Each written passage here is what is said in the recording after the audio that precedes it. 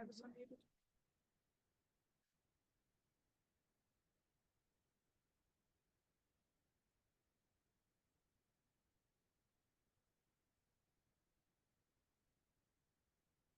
Yeah, it started right when I turned it on.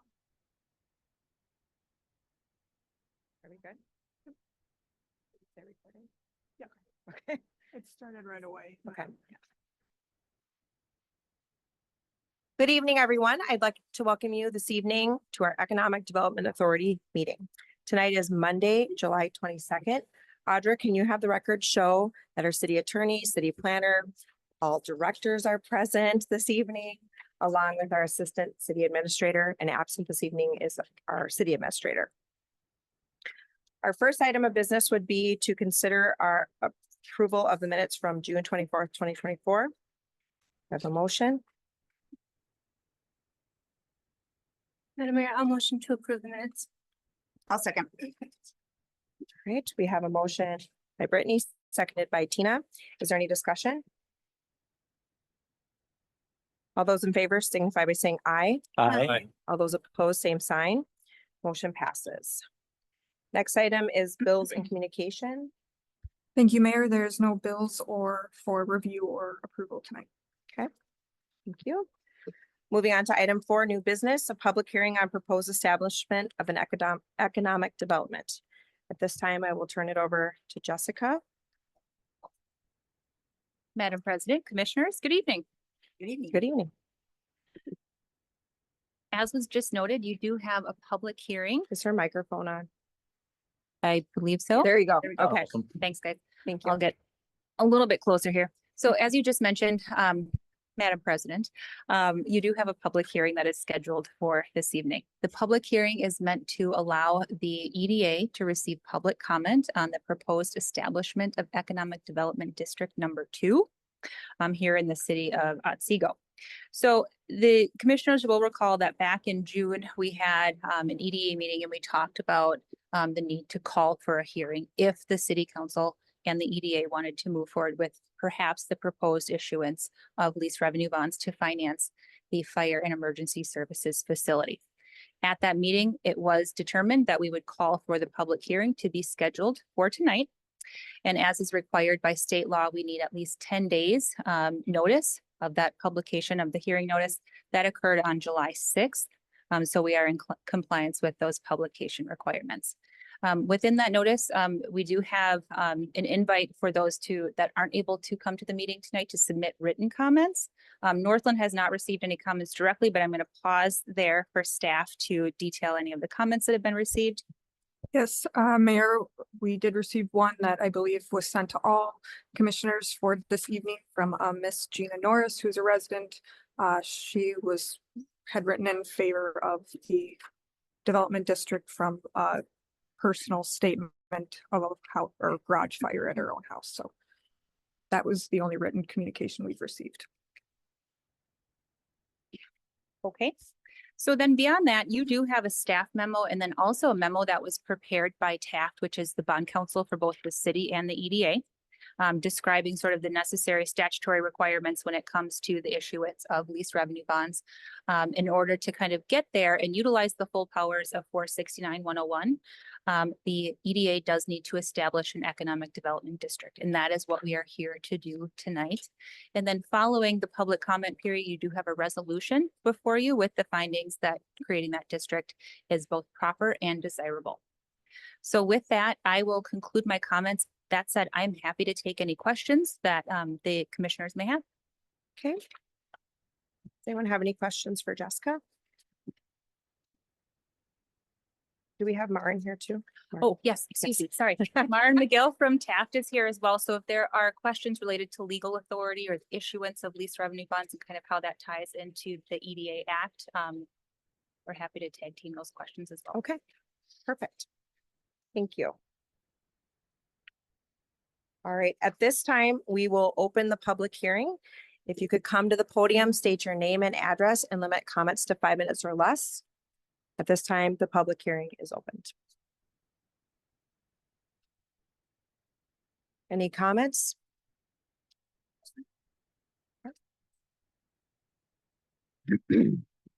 Good evening. My name is Joe Zeba. I reside at 15377 84th Court in here in Otsego. I'm here tonight to speak in favor. Sorry, I forgot. There they are. Never mind. Speak in favor of the formation of the fire district and eventually a full-time fire department. I've been in public safety, specifically fire and EMS, for almost 23 years. I work in one of the busier cities in the metro and one of the biggest cities in the state. The importance of having a fully staffed fire department is important now more than ever. In a city like Otsego, 5,000 in the near future has no business relying on already taxed cities such as Rogers, Elk River, and Albertville. This is in no way saying that they aren't doing the job. It is simply saying that it's time to cut the cord and start being self-sufficient. Projections that Chief Roche has presented indicate that the funds are there. The amount we pay into surrounding departments currently and in the near future for mutual aid will be redirected to our own public safety division with little to no impact to taxpayers aside from some initial capital costs in a fire station and equipment. Pinching pennies when it comes to public safety is simply irresponsible. As places like Rogers, Elk River, and Albertville continue to grow along with Otsego, what happens when one or more of them are busy serving their own community when we have an emergency? Their answer will simply be no, we don't have the resources. Your next available partners from Otsego will then come from even further out: Zimmerman, Maple Grove, St. Michael, Ramsey. Feel free to Google their response times. I bet you won't like it. Every one of those cities, including our mutual aid partners, have a single responsibility, and that is to protect their citizens first. They will 100% tell Otsego no if they don't have the resources. To the mayor and the council working diligently on this project, I applaud you for your efforts and look forward to working with you in the future. To those of you actively working to impede growth and development, I ask that you check your egos and personal vendettas at the door and help move our community forward and provide the services that are warranted. When it comes to fire response and fire suppression, good enough isn't good enough. Thank you for your time. Thank you. Thank you. Any other comments? Good evening, Mayor and members of council. My name is Bill Abdrell and I live at 7669 Padgett Avenue Northeast in Otsego. As the previous gentleman said, I've spent 21 years in public safety, mostly in the fire service, actually all of it in the fire service. I specifically now work in community risk reduction and prevention. And there's been a significant movement towards the economic impact of those types of activities in the fire service. The problem with a city that does not have a fire department is that the fire code, which is statutorily obligated by a city to enforce, without a fire chief and a fire department, that code is not properly delegated to a fire code official. Without that fire code official, the economic impact of fire prevention is broken. So if you think of economic impact as a chain and a continual chain, and that's based on our residential tax revenue, our business sales tax, business property tax, those are all economic impacts that help the city grow and stay profitable. NFPA did a study years ago that stated that a business that has a fire is actually greater than 80% likely to not rebuild in the location the fire was. So what that basically means is that when that business has a fire and it relocates to another city, you lose that economic impact, right? You lose the revenue generated by that business. Well, the fire department is the thing that comes and breaks that. It disrupts that break in the chain for economic impact. Not only is it the response to that fire and putting it out, but it's also the prevention of that fire in the first place. So without a fire department, there's no prevention bureau, there's no arson investigation or fire investigation unit. That's the tip of the spear in finding your fire problems in the city. It's all not there without a fire department, right? So I think a fire department is like an iceberg, and that 20% of its mass is above the surface. 80% of what the fire department does is not known to the general public because they don't see it. It's not just red trucks in a building. There's a lot of work that goes on behind the scenes in a fire department to keeping your community safe. And that's what I do on a daily basis in a city of 75,000 people who has less than 10 fire events a year because of the major investment that city has made into fire prevention. And people will often tell us that our city, although we ramp up heavily on fire prevention, you'll drive away business. Well, that's just not the case because business and development has not slowed down in that city. And that offsets the cost of the fire department to the residential taxpayers. So with the high ISO numbers that we have, which will be lowered by a fire department because that makes up 50% of your ISO score, that's what drives the premiums on your interest rates. So if your fire department cannot drive those score numbers up, which drives your premiums down, you're not going to bring in businesses that want to, you're just not going to get businesses because the insurance cost is going to be outrageous to the point where some insurance companies like FM Global will not insure somebody over an ISO 9. So those are things to consider when you're pushing the fire department away. Finally, like the gentleman before me said, good enough is not good enough in the fire service. Even though NFPA standards have not been adopted in the state of Minnesota, the prudent city doesn't say we're not going to go with what NFPA says because we're not required to. The prudent city is going to do the best they can to meet those standards. And right now, in a suburban city, which is 500 to 1,000 people per square mile, you must have 10 people at a fire event, and that's a low hazard fire event. So that's a single family home. You must have 10 people there in 10 minutes, 80% of the time. And I can promise you that your auto aid partners are not doing that. And it's at no fault to them because they've built infrastructure to protect their cities. Nowhere are they required to build infrastructure that protects our city. Finally, the American government exists for 3 reasons: to protect the lives, property, and rights of the people. Without that, American government does not exist. So if this government does not want to protect the lives and property of the citizens, I would argue that it has no purpose. So with that in mind, I'll yield whatever time to the next person. Thanks. Thank you. Thank you. Any more comments? Hello. Hello. Dan Freiberg, 125-77 96th Street Northeast, Otsego. It's going to say everything Bill was going to say, but he got ahead of it. Just kidding. It's very detailed. I'm not much of a public speaker, but I just wanted to say thank you to most of the city council members and all city staff for all their hard work on this fire department project. It does mean a lot. I was born and raised here in Otsego, been here for 35 years. I know that the fire department project has been on the discussion table for a long time.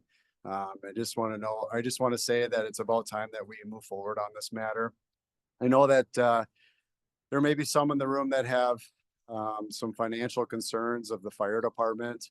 But like Bill had talked about the economic issues, but the totality of a fire department, there's a lot to it. And as a first responder myself, not in the fire field, but maybe next lifetime. But I just wanted to say that the totality of fire departments, there's a lot to it. It's not just responding to calls for service. It's also about prevention. Getting out in the community and being a part of the city, and then they also do a lot of things out at events and car seat clinics and education, and most importantly, if something bad were to happen in the city, it would be nice to have our fire department to respond to a scene than relying on other cities to do it for us. Especially if they have their own issues that are happening at the same time, I would expect that our city fire department responds. But I'm in favor of this program or this project, obviously, and I hope that you guys move forward with it. And thank you so much. Thank you.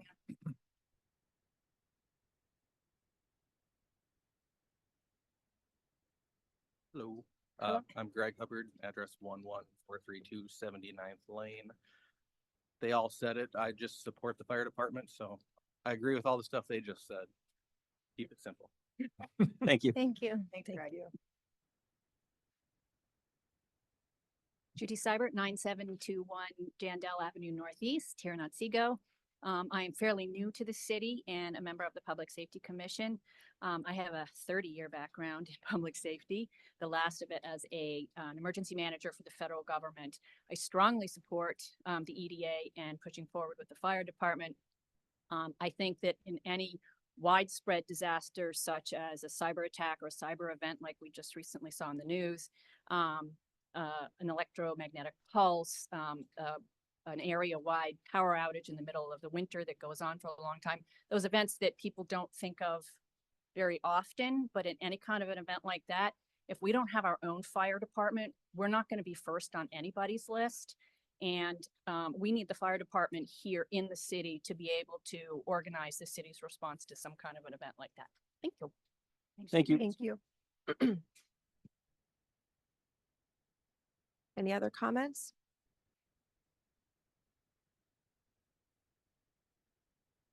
Any other comments? Pause one more time. Final comments? Okay, at this time, we will close the public hearing and bring it back up to council.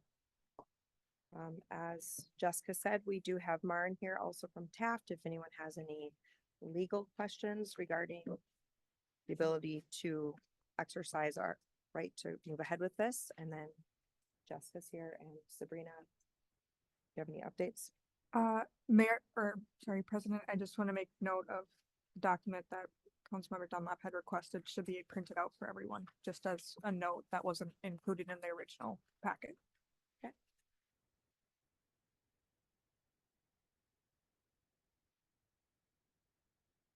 Madam Mayor, Yes. I'll make a motion to adopt resolution 2024-3. There's no space. Establishing Economic Development District Number 2. Second. Motion by Brittany, seconded by Tina. Is there any discussion? Madam President, Yes. the statute requires that the EDA find that the establishment of the economic district is, quote, proper and desirable. To that end, I've prepared a report of my findings to address this question. This is a lengthy report. I'm not going to read it here, but I will just briefly summarize some of my findings. On the question of the proper establishment of District 2, the operations of the EDA are inconsistent with state statutes. Since we have not met in over 4 years, we are required to meet on an annual basis to establish a budget, which is then approved by the council as part of its budget process. We are also required to provide an annual report to the council and have not done so. This leaves the status of the EDA in question. I have been unable to find any similarly situated cities. Next, the EDA is being used in order to avoid a citizen's petition. To be clear, this is an action that is allowed by statute through derived powers. The action is completely unjustifiable. Just because the council can do it doesn't mean it should. Removing the citizen's ability to petition does not increase transparency or communication, and it damages the credibility of elected representation. Finally, it's important for residents to understand the fire study did not recommend starting a municipal fire department. An analysis was performed to determine what would happen if we abandon the contracts and put a standalone station at the location that is being discussed today. The study found that this resulted in, quote, the poorest performance of all of the scenarios examined. To match the performance of the contract providers, 4 total Otsego stations would be needed. The study identified the location of Development District 2 as a potential site for a substation for the Albertville Fire Department to operate and manage, to be built once the metrics for the response time supported such an endeavor. Had the council followed that recommendation, the building would be much cheaper to build and operate because it wouldn't need an expensive training facility or barracks. For the reasons outlined above, I find that the establishment of District 2 is not proper. On the question of the desirable establishment of District 2, the cost of owning and operating our own fire department will increase the total property tax levy by 22% in 2025, 62% in 2026, and 46% in 2027, and for at least the next 20 years. A significant portion of that permanent 46% increase in the tax levy will fall on businesses and industry and may discourage future development. The fire study also provided an analysis on the coverage area of the contract providers versus a standalone station. The findings note that the location of Development District 2 would cover, quote, a region of the city that is currently less developed. The analysis shows that the contract providers can cover the business and industry sectors within Otsego especially on the west side. This makes it clear that business and industry would not benefit from the establishment of Development District 2. Finally, the true costs of owning a municipal fire department have not been explored. To match the service levels of our existing contract providers, we will need more stations, more staff, and more equipment. The escalation of commitment will put future councils in a position to have to once again consolidate our fire services. This is what the city of Falcon Heights recently had to do. After examining the costs of contracting with their neighbors, they found that they could provide a higher level of service at half the cost of what their municipal fire department was able to do. As a result, they dissolved the city fire department, which had been in place for 72 years. With this plan, the council has put us in that same situation. A permanent 46% increase in the tax levy is unsustainable. For the reasons outlined above, I find that the establishment of District 2 is not desirable. Thank you. Any other comments? Madam Mayor, Yes. public safety is about prevention. I think we heard that tonight. And it is our job to provide the city with public safety. And that is what we are doing. So I made a motion, Tina seconded. No one has anything else? Is there any other comments? I have some comments. Ryan, I looked up because you had sent the email to staff this morning and I read your report this afternoon. I did look up quickly that Falcon Heights, as you said, is now partnering with St. Paul Fire Station 43, which is located on the border of Falcon Heights. In 2010, the population of Falcon Heights was 5,321. Now they are 5,233. So they've had a reduction. So to your point, you're saying that they did this to save costs. Yes, because they lost residents. There's not many people besides the State Fair and U of M campuses, some fields, but the population of residents is very small. Obviously, the State Fair is heavily used. They also rely on Roseville, St. Paul, Falcon Heights is present or was present. They won't be there obviously this year, but I mean, I attend a Back to the 50s event. And so there's multiple fire stations that come in to make sure that there's no issues. My comments are going to be the city council is elected to make decisions on behalf of the community. That is what we are doing this evening. Protecting the public is a core function of city government, and this is one that I will take very seriously. Establishing a fire department in Otsego operated by the city is critical to meeting the needs of our existing and future residents. The last fire study that we had was completed. This is the larger one, not the one that Capstone did, but in 2018, since then, we have added 1,922 houses at a rate of 384 a year. So the study actually predicted lower than that. I believe this will improve response time. The fire trucks will be on site. We will have EMT responses with this. Fire prevention, as most residents that spoke this evening talked about. I have been on the city council for 20 years, and this is one of the most frequent concerns that I have experienced over those 20 years. People have either emailed or called, and this isn't just when they've suffered a loss, as we got the email tonight from Gina Norris. This is when people are the neighbors of those losses, or they're questioning that how long does it actually take for people to get there? The EDA is a statutory authority confirmed by our city administrator, our city attorney, and bond counsel. This is an option for cities to use to finance projects. I believe that, you've made some comments in the past that this was formed and it should be for economic development. Building a fire station is promoting economic development. It makes people in their homes continue to move here and feel safe. It also brings businesses in. It lowers the ISO rating. We have used the EDA in this financing formula to build our public works facility and this building that we're all in tonight. Our current emergency services issues. We have no control over administration, budgeting, operations, staffing, or service levels. What we have, it's based on property valuations and not service levels of how the other communities are charging us. Physical distance is a concern also. We have bridges, rivers, 101, 94. And I'm not saying that any of these other providers aren't doing a great job. Mutual aid will still continue when our location opens up in Otsego. When I look at the growth of Otsego, we can all say that things have been growing since 1960. Anybody living on a 1 acre lot is part of the growth. So when people say that, well, we just can stop building houses and we'll be able to help the other city can manage it. The door's been opened since 1960. Yes, has it grown at a faster rate? But those services that are required to save people's homes and their businesses and their families is on our backs. We have done 4 different studies. In the mid 2000s, Elk River did a fire. They did a fire study for their city, which involved looking at building a site here in Otsego or how that could work. In 2016, we had a discussion about forming a JPA with Albertville. That went nowhere. What the problem was is that the city councils could not come to an agreement on how it was going to look as this growed. No resolution was ever formed and no site was determined. So to your point, when you said that this could be an offsite, sure, but that helps that western side of the city. It doesn't talk about the center out.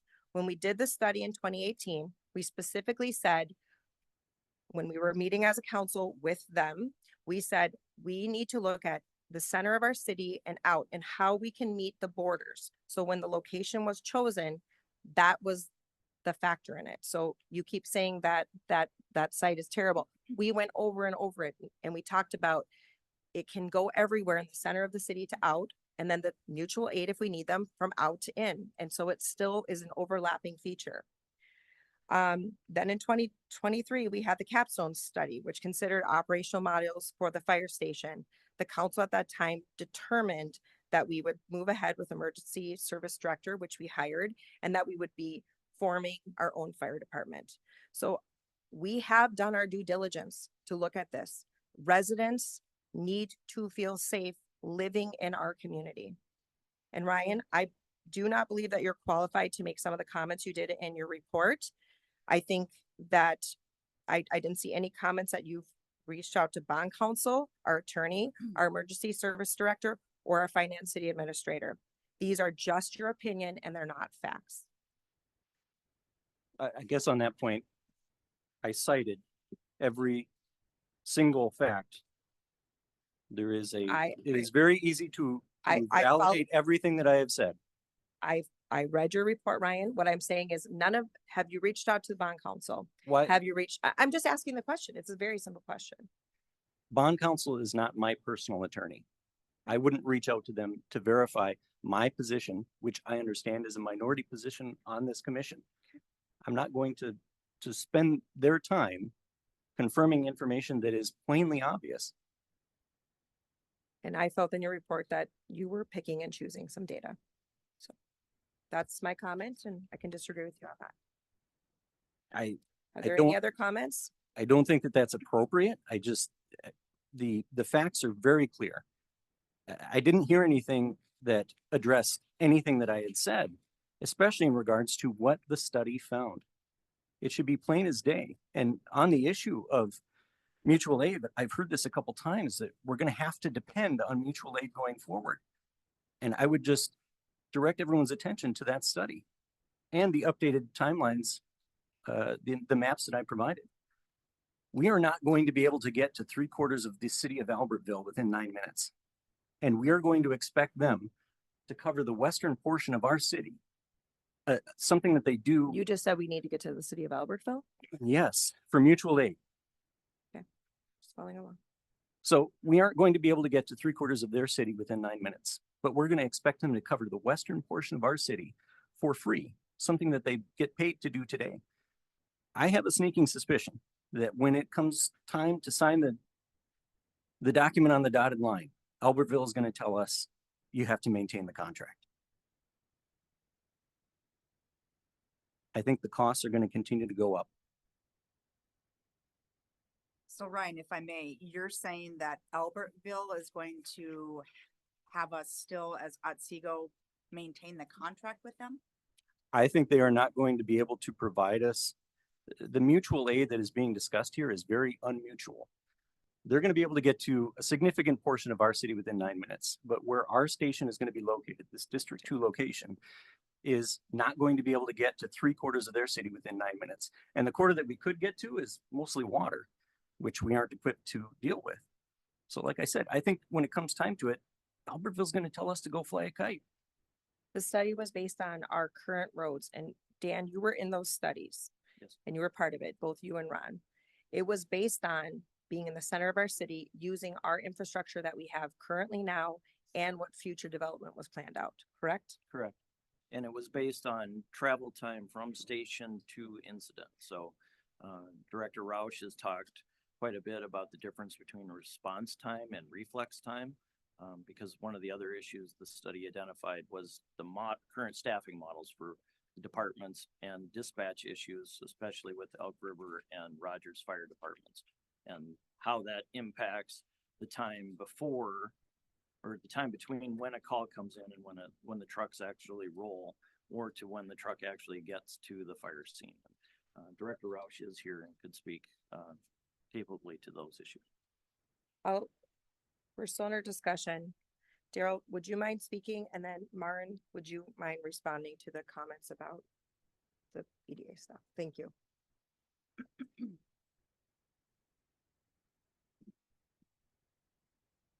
I would challenge Director Dunlap's contempt that we will not reach any areas of the city within 9 minutes. I've physically driven to all of the city parks, which are pretty well distributed. You saw those times in the presentations that I did. All of those times are less than 9 minutes, significantly less. An important part of the plan that I put forward is having career firefighters in the station, which takes care of that 6 to 7 minute response time that it takes for a volunteer department to get a truck on the road. And those times are pretty well documented, the time that it takes. Not criticizing them, they're volunteer staff departments. Okay.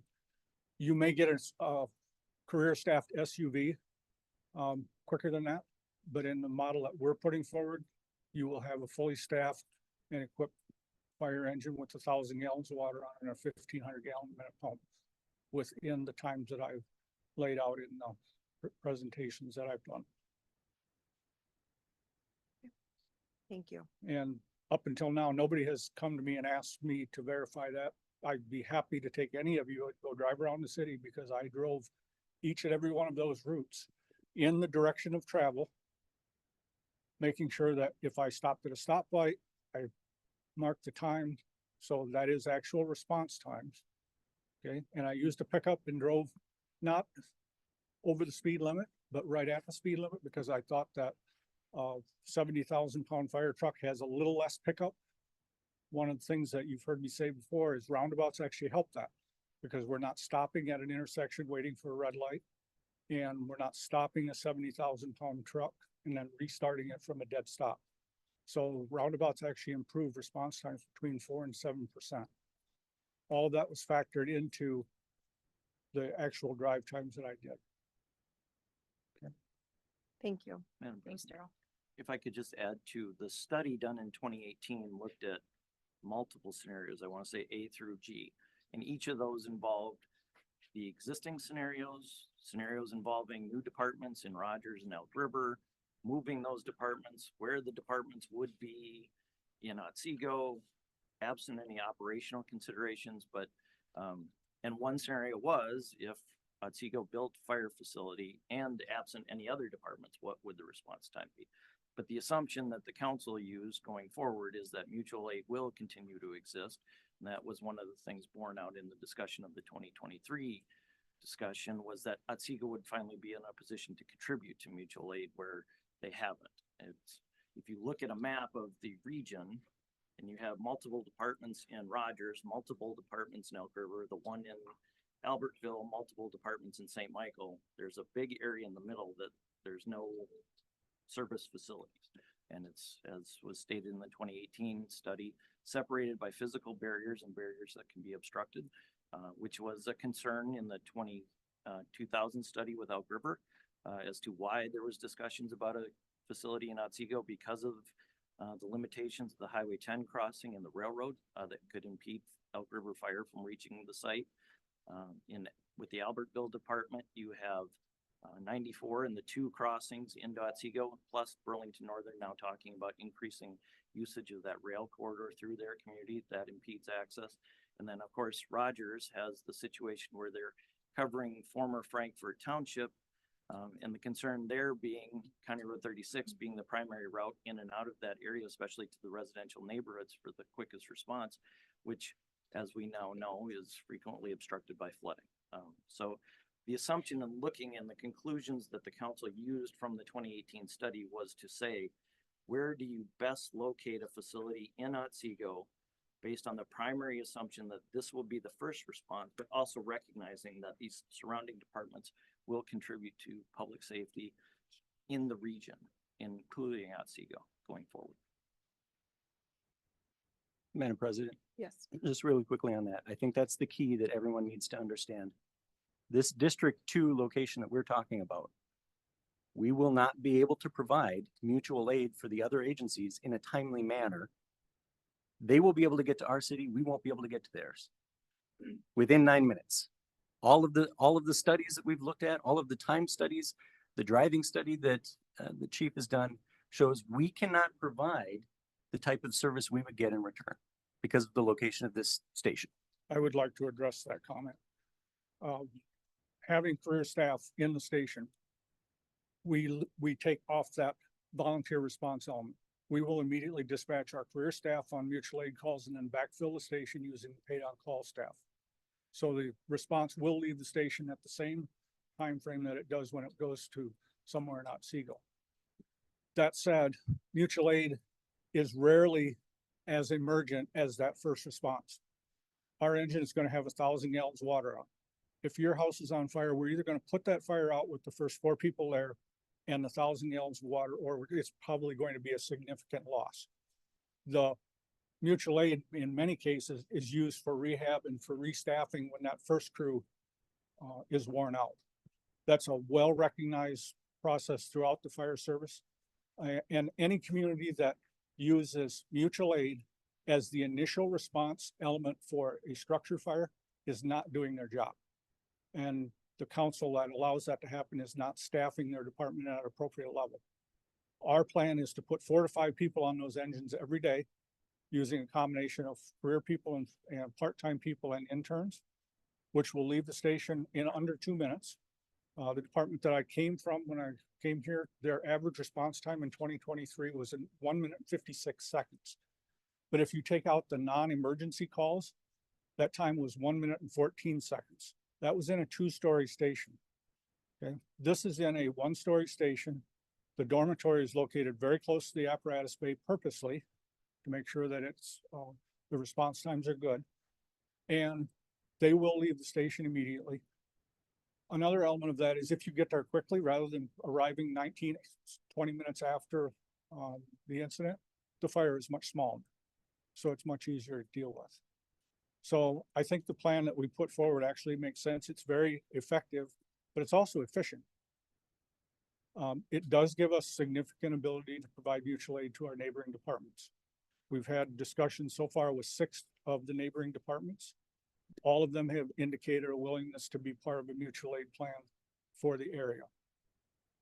I would expect that we will see the neighboring departments over a period of time. At least some of them will convert to a volunteer career staff model, much as we're building. And I think when that happens, the response times from them as well become better on that mutual aid side. Thank you. Okay. Chief, I would just say that the response time is a separate issue.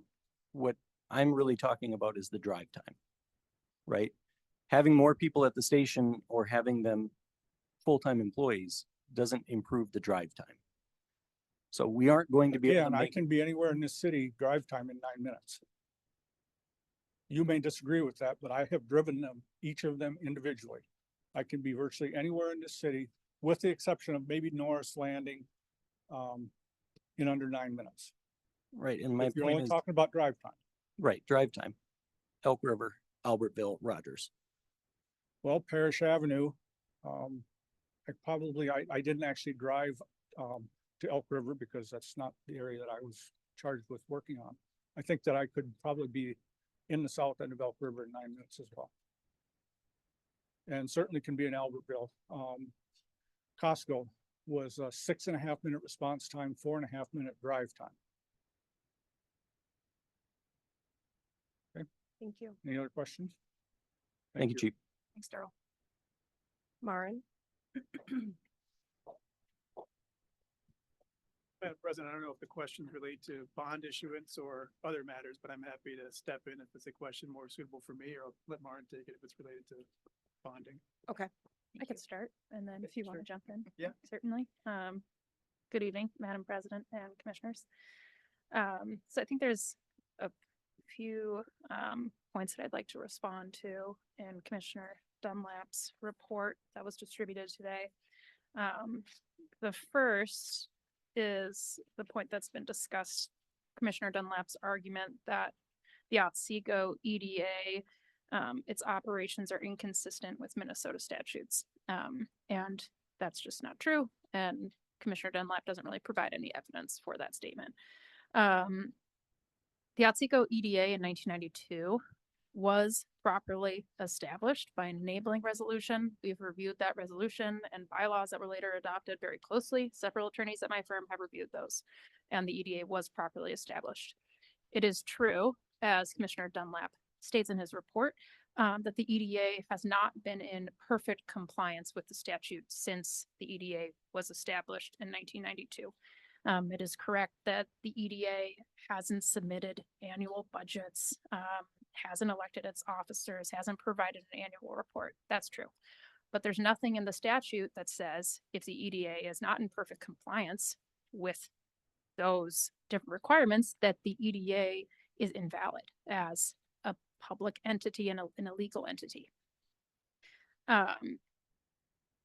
Commissioner Dunlap references Minnesota statutes 469 with HRAs, housing redevelopment authorities, and the law by which an HRA would be dissolved. None of those facts exist here.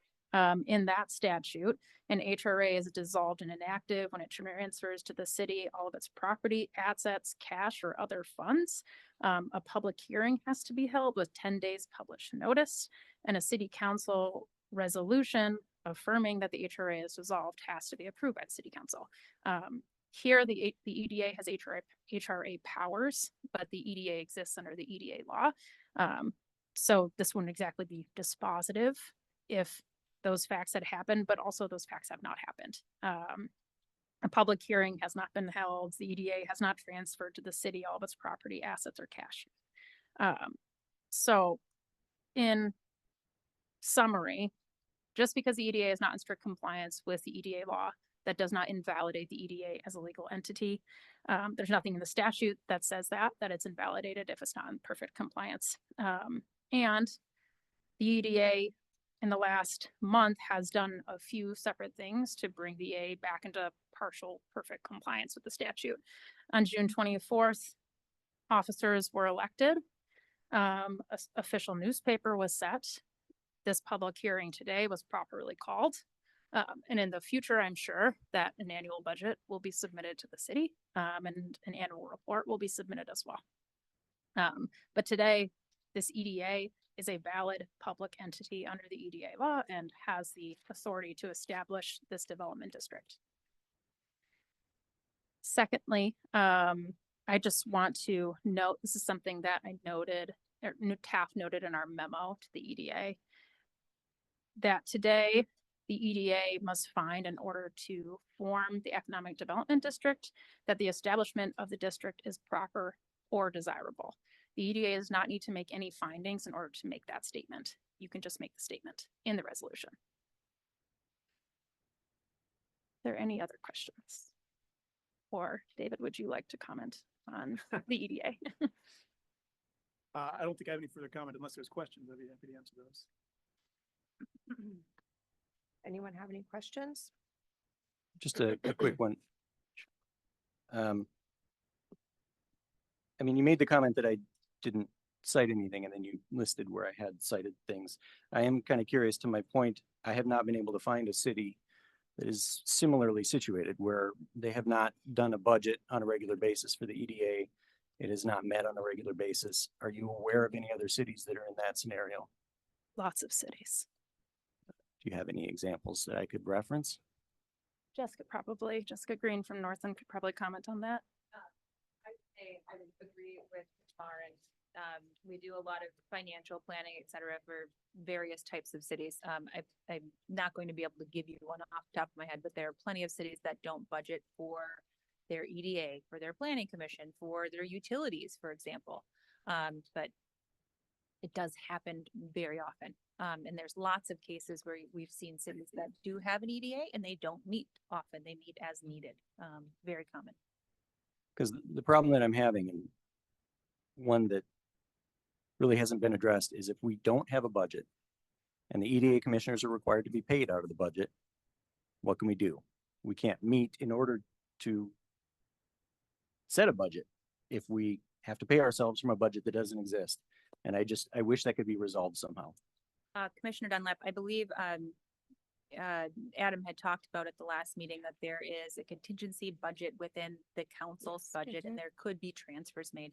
The other thing with accounting is that you can always set up an interfund loan that could be sort of addressed with the next budget for the following year. So there's a number of things that you can do if for some reason you are to have a deficit position or a deficit cash position due to those payments to the commissioners. But again, to Maren's point, just not having the budget or not meeting on a regular basis does not invalidate the validity of the EDA. Sure. Madam President, I would just add one more thing, which is I'm aware of multiple cities during COVID and immediately after COVID where the EDAs or HRAs did not meet for a significant period of time due to the chaos caused by COVID. And I think that may have partially been in play here. I don't know for sure, but I mean, that was a reason that a number of cities, EDAs and HRAs did not meet for an extended period.